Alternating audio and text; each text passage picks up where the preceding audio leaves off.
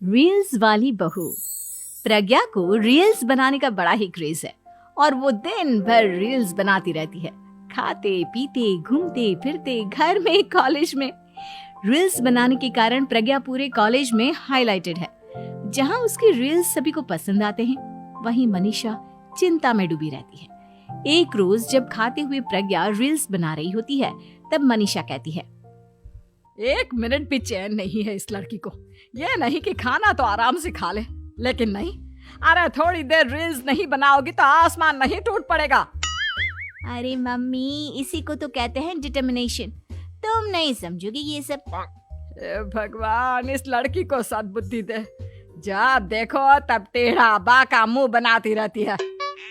मनीषा की बात का प्रज्ञा पर जरा भी असर नहीं होता और वो खाते खाते रील्स बनाती रहती है। दिन बीतने लगते हैं और देखते देखते प्रज्ञा का कॉलेज भी खत्म हो जाता है।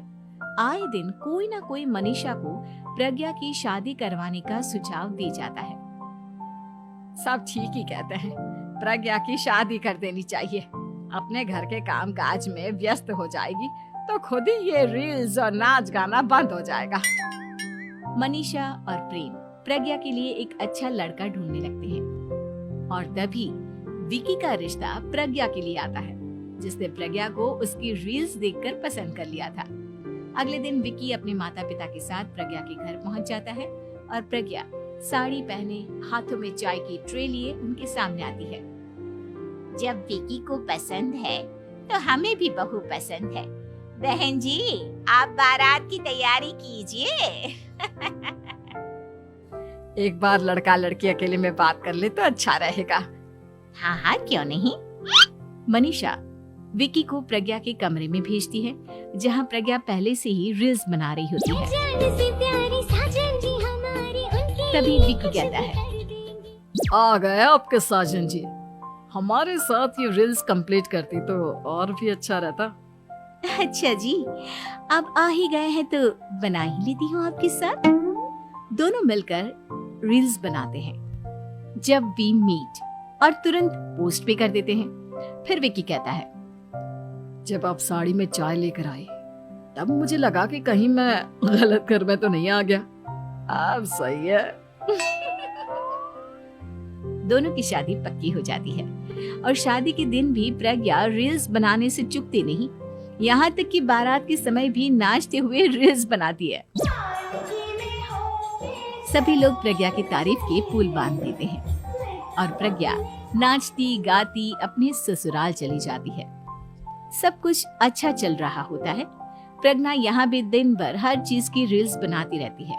लेकिन कुछ दिनों के बाद जब सुनीता कहती है, बहू, ये रील्स के साथ साथ कुछ काम भी कर लिया करो। वैसे तुझे और क्या क्या बनाना आता है? मम्मी जी, वैसे तो सब कहते हैं कि मैं सब कुछ अच्छा बनाती हूँ, लेकिन मुझे लगता है कि मैं मैगी अच्छा बना लेती हूँ। हाँ, कॉफी भी अच्छा बना लेती हूँ और मुंह तो सबसे अच्छा बना लेती हूँ। हैं?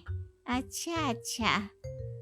सुनीता अपना माथा पकड़ लेती है और कहती है, बहू, कुछ खाना बनाना भी सीख लेती।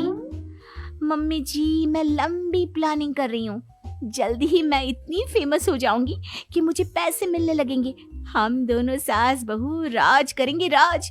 नौकर काम करेंगी और लोगों की तो लाइन लगेगी हमसे मिलने के लिए। तेरा दिमाग खराब हो गया है क्या बहू?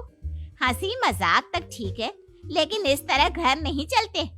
जितना जल्दी हो इस घर के तौर तरीकों को सीख लो।